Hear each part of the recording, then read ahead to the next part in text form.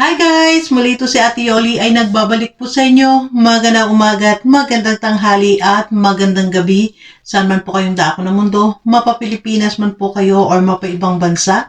Nawa po ay nasa mabuting kalagayan po kayong lahat at walang anumang karamdaman sa ating mga katawan. Lalong-lalo na guys ang ating mga kapwa OFW, mag-ingat po kayo kahit sa mga bansa po kayo nagtatrabaho, mag-ingat po tayo dahil may mga mahal po tayo sa buhay na naghihintay po sa atin sa Pilipinas. Ganon din po ang ating mga mami, mga daddy, ati, kuya, tito, tita, lolo't lola, mag-ingat po kayo sa Pilipinas. At lalong-lalo na po, yung mga ang taga-Jensan po, no? Mag-ingat po tayo dahil alam po natin nakarang araw lang po ay merong lindol na napakataas ng lindol. Lakas, no? 6.4. Mag-ingat po kayong lahat po dyan. And always pray po tayo. Sa ngayon guys, ang ating bibigyan reaction, walang iba kundi ang ating iniidolo na maglangga, di po ba? Pero bago po tayo guys, pupunta sa kanilang mga video clips. Nais ko po muna, supportan po muna natin ang Team Kalingap sa pangunguna po ni Kuya Bal Santos Matubang, Ate Edna's Vlog, and Kalingap Rap. Ganon din po guys, si Ruel of Malalag and Rachel Morales Vlog. Huwag po natin guys to know, huwag po tayo mag-skip ng ads sa kanilang mga video upload or mga live dahil tayo po ay nakakatulong po sa kanilang paglingap sa hindi po natin pag-skip ng ads sa kanilang mga video upload or live, di po ba? And ganun din po, makisuyo na rin si Ate Yoli's Vlog. Sa mga hindi pa po nakapag-subscribe kay Ate Yoli's Vlog, please do support my channel, Ate Yoli's Vlog. And paklik na rin po guys ang inyong notification bell na sa bawat video upload po natin ay ma-notify din po kayo, di ba?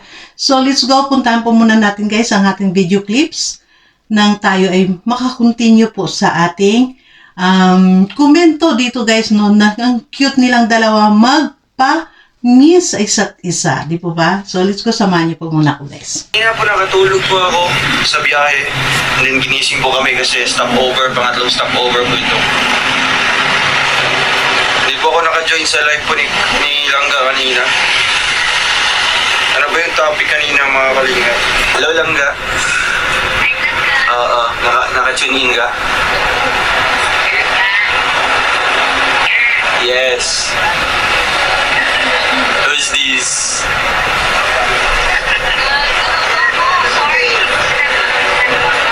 Anong busy? Anong niluto mo gagawin mo? Odong. Odong na lamit. Ay. Yan. Kaya mag-open. Bisol. Oy, bisol daw. Sarap niyan. Matamis-tamis yan.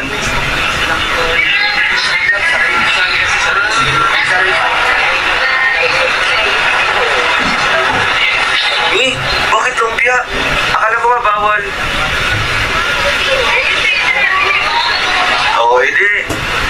Edi nakuha din yung ano ko, yung idea ko. Di ba, galing ko? Ay. Di ba? Langga, magpakita ka muna, mag-end na tayo sa live.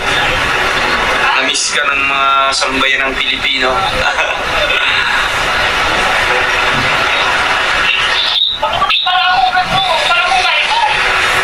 Bakit ang dilim? Sina?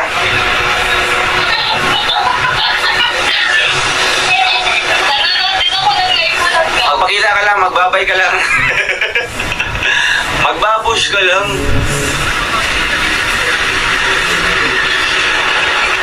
Bye-bye! Pakita yung mukha mo.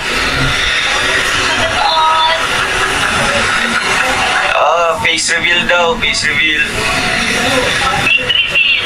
Yung mukha mo. Pakita mo na. Mag-end na ko ga. Open ka muna saglit.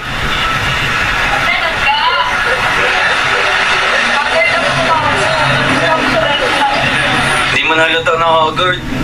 Ayaw mo lang talaga. Ayaw mo lang talaga. Ako nga, Hogard na Hogard. Grabing biyahe. Sige na. Sige na. Oo, wag na. Talaga, wala ko tugang. Sige na. Rowel Matubang. Babush. Araw, wala to ba? Sige na. Bakit? Ilang mo nga, wala ka dyan. Dito ako sa'yo eh.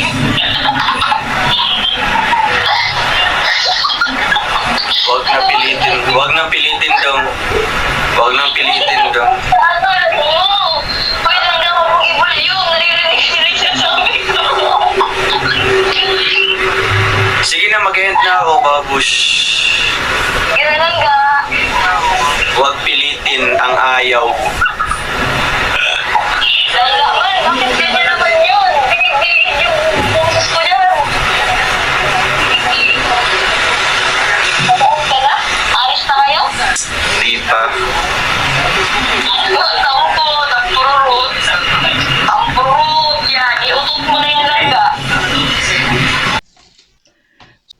Ayun nga guys, no, nakita nyo na dyan guys sa ating video clips, no, na ang cute nila maglangga na pamisa isa't isa. Na yun nga guys, yun nga sabi dyan ni Ruel na hindi siya nakaabot mo, wala siya sa live nilang Rochelle dahil yun nga guys, napakaganda ng ano ni Rochelle, no, ng topic doon dahil about sa love, respect, and trust doon nga, no, dahil yun ang pinaka-importante sa anong bagay man na sa ating mga buhay, pagkatao, mag-asawa man, mag-boyfriend man, or mag-best friend, no, or magkaibigan, kailangan nandun ang respeto at trust. Di po ba? Dalawang bagay ang kailangan nating hindi paghiwalay, ang respeto at trust. Di po ba?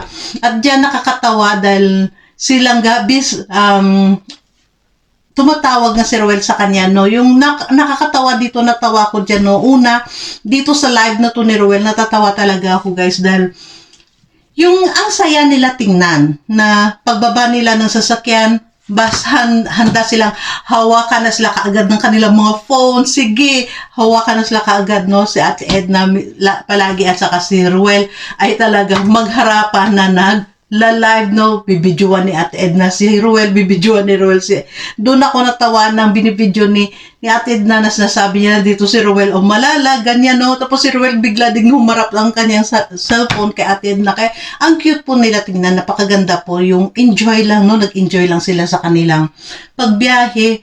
At doon nga na ano natin nga, no, na tumatawag si Ruel dahil yun nga na nasabi nga dyan na tawagan mo na lang silang yun nga tinawagan, hindi sumasagot. At napaka-cute dito guys, napakaganda. Ang cute po talaga nila magpa-miss sa isa't isa, no?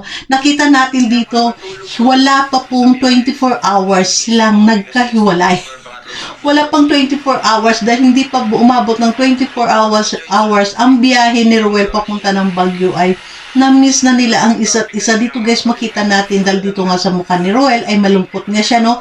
Malungkot siya dahil syempre wala sa tabi niya si Rochelle dahil parang nasanay sa few months na kasama si Rochelle, nasanay na siya na pag nagbiyahe ay kasama si Rochelle. At dito nga ay talagang pinakita ni Ruel ang full support niya, no, sa kanyang tito, sa kanyang Uncle Bal, kay Kuya Bal Santos Matubang, no, na kasama sa dyan sa trip to Baguio. At dito nakakatawa dito guys dahil yung sabi na face reveal na magpakita ka, nakita nyo naman, andyan, nilagay ko pa rin dito guys, nandito pa rin guys, no, nilagay ko pa rin dito sa harap natin yung reaction talaga nila dalawa dahil ito po ay para to clarify po, no, sa lahat po ng mga viewers, baka po kasi meron lang po tayo ba na nag-iisip na may away yung dalawa. Wala pong away, wala pong tampuhan yung dalawa. Yun po ang way nila na pagmamahala, na napakaganda yung kanilang way na lalong magpatibay sa kanila dalawa, sa isa't isa, no? Yun ang way nila iparamdam sa isa't isa kung gaano nila kamiss ang isa't isa, di ba? Nasa ginangaga, magpakita ka, magpaalam na ako, sabi nga ni Ruel, no? Yun naman sabi nga, nangatwiran nga dyan si Rochelle, no, na hindi pwede dahil mukha kong kalbo sa buhok ko dahil hindi nga siya daw nakaayos. Dahil yun nga guys, nakita naman natin dun sa vlog ni Daddy Donut ng kanyang tito ni Rochelle ay nagluluto nga dahil yun nga sinabi nga rin dyan ni Ruel, no, sa kanyang live, baka gumagawa siya ng kanyang project, di po ba? Dahil syempre lahat po dito, no, na mga ginagawa ni Rochelle, mga plano ni Rochelle sa araw na yan ay alam ni Ruel. Di pa ba? Siyempre sinasabi yan sa kanya ni Rochelle. Kaya yun nga sinabi ni Ruel nga baka gumagawa ng project. At yun nga sabi niya, sige na lang ga, last lang, sige na, sandali lang, mag-face reveal ka. Yun natatawa ko, face reveal guys, dahil yun na, face reveal, ang pinakita ni Rochelle, yung phone niya, nakausap niya si Ruel. Face reveal, kaya yun na nga guys, no? Yun na nga Ruel, may face reveal na nga, mukha mo ang nagiging face reveal dyan. Dahil ayaw nga ni Rochelle talaga magpakita, dahil gawa nga sa haggard gan daw ang kanyang pagmumuka. Dito din nakakatawa, parang nabuking nga si Rochelle dahil sinabi dito ni Daddy Donut, no, na ayaw mo magpakita dyan, dito naman sa video nakikita ko kung ano yung tsura mo. Kaya tawa doon po guys, na ang cute, tawa siya ng tawa. At doon nakita ni Ruel, narinig ni Ruel, dahil siyempre may video, no, may chat silang dalawa, may video call, nakikita naman ni Ruel talagang ito ni Rochelle at nakikita niya kung paano si Rochelle tuwang-tuwa. At alam po natin lahat yun guys, na si Ruel pag ganun makita niya si Rochelle na tuwang-tuwa, tuwa na rin siya, di po ba? Pero huwag po natin bigyan ng ibang kulay, no? Mga viewers dyan, na mga bitter, huwag po kayo mag-isip na kung ano-ano, dahil yun po ang mga way nilang dalawa, nagpapatibay sa kanilang dalawa, sa kanilang relasyon, di po ba?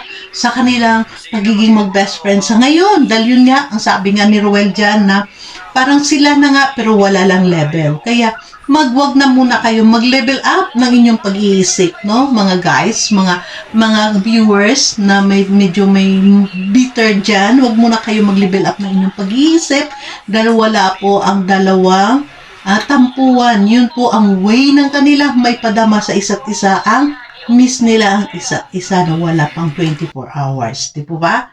Kaya sana suportahan na lang natin silang dalawa guys, dahil napaka-cute nila talaga at nakita natin talaga kung paano ni Ruel iniingatan din si Rochelle. At yun nga, no, ang pagpunta ni Ruel, pagsama ni Ruel dyan guys sa kay Kuya Bal, sa birthday nga ni Kuya Bal na celebration sa Baguio, ay nagkaroon din ng time dyan si Ruel na mapahinga, no, dahil sa biyahe ay talagang tinulog niya, natulog nga siya dahil sa sobrang puwit. Naintindihan natin lahat dun guys kung bakit si Ruel ay nakatulog dyan, nakapikit or nakaidlip. Dahil sa ilang araw din guys yan napuyat sa kanyang mga binablog na hindi po basta-basta ang mag-manage ng dalawang pabahay, no? Na siya ang lahat ang nagmamanage. Kaya, yung pagbiyahe nila papuntang Baguio ay advantage kay Ruel na makapagpahinga. Di po ba? Dahil yun nga, nasa likuran siya. Kasama niya si Pastor Jay Murillo sa likuran. Kaya nakapagpapahinga siya. Di po ba? Kaya sa mga bitter dyan, no, huwag po kayong mag-isip ng kung ano dahil wala pong tampuhan yung dalawa. Ito po guys ang ating ginawang video reaction para ipaalam po dahil meron na pong mga iba nag-iisip na may tampuhan ng dalawa. Dahil nga iniisip nga no na hindi daw sumama sa Baguio dahil may tampuhan. Wala pong tampuhan yung dalawa, si Rochelle at si Ruel. Matibay pa rin po ang kanilang relasyon or pagtinginan sa isa't isa, no? Yun ay para sa akin guys, kung bakit hindi sumama si Rochelle dahil yun nga, may mas importante ang sa school niya, no? At yun nga, sabi nga ni Ruel, by next month, babalik din naman. Alam po natin lahat, hindi lingid po sa atin na si Ruel at Rochelle at Morales family ay papunta ng Baguio by December din. Kaya makikita pa rin, no? Kaya sana stop na po ang mga iisip ng hindi maganda sa dalawa. Enjoy na lang po kayo at kung ayaw nyo pong makita silang dalawang masaya, huwag na lang po kayong manood, di po ba? Yun na po ang pinaka medisina, no? Para huwag naman po kayo yung parabang kumbaga ito ay na-high blood kayo or naiinis kayo sa kanila, huwag na lang po kayong manood sa kanila dahil mas marami pa pong manonood na gustong-gusto sila dahil napakaganda po, kulang yung dalawa at ito po ang kanilang relasyon ay totoo at nagpapakita lamang sila ng kanilang mga parang model sa mga kabataan no, na hindi kailangan magmadali sa pagbo-boyfriend. Dahil yun nga, di ba, sinabi nga dito ni Ruel na hindi naman kaagad-agad na pagdating ng 18 years old ni Rochelle ay sasagutin niya sa kagad si Ruel, di po ba? May time po yun, may perfect time po ang darating doon. Kaya dito ko nasasabi palagi na sila ay pwede po silang gawing modelo ng mga kabataan na mas i-priority ang pag-aaral, di po ba? Mas priority ang pag-aaral, hindi yung bugso ng damdamin ang i-priority. Dahil dito nga guys, nakita natin, dahil dito sa kanila, dalawa, si Rochelle ay na-inspired lalo sa pag-aaral, di po ba? Ayun nga, congratulations pala sa ngayon lang Rochelle. Yun nga, ang sabi nga ni Trixie, no, 1 point na lang makasama na sa sana si Rochelle sa highest grade, no? Honor, highest honor. Kaya, pero not bad. Hindi po maganda yun. Mahirap po yun para sa may ibang mga estudyante like Rochelle na ilang task ang ginagawa sa araw-araw ng kanyang buhay. Nagbablog pa po siya. May kailangan pa siyang i-entertain ng mga subscriber o mga viewers niya o mga supporters niya na nagchat-chat. Di po ba? Pero nakuha niya consistent ang kanyang grades. Di po ba? Kaya yun po ang masabi ko na pwede natin, napakaganda siyang ihalimbawa sa mga anak natin na mga nag-aaral na hindi kailangang magmadali mag-asawa or magawa ng hindi dapat karapat-dapat na sa bandang huli ay pagsisihan. Di po ba guys? Kaya thank you so much. Ayan, nag-enjoy po tayo dalawa dito sa kanilang pakilig moment. No, ganito lang po silang dalawa, no, talagang makilig ka dahil nakikita mo ang totoo nilang naramdaman sa isa't isa, di po ba? So, muli, magpaalam muna si Ate Yoli, mag-ingat po tayo kahit saan man po tayong bansa, nagtatrabaho, mga kapwa ko OFW, mag-ingat po kayo at ganun din po sa Pilipinas, mag-ingat po kayo lalo. And God bless everyone. Thank you so much guys. Bye!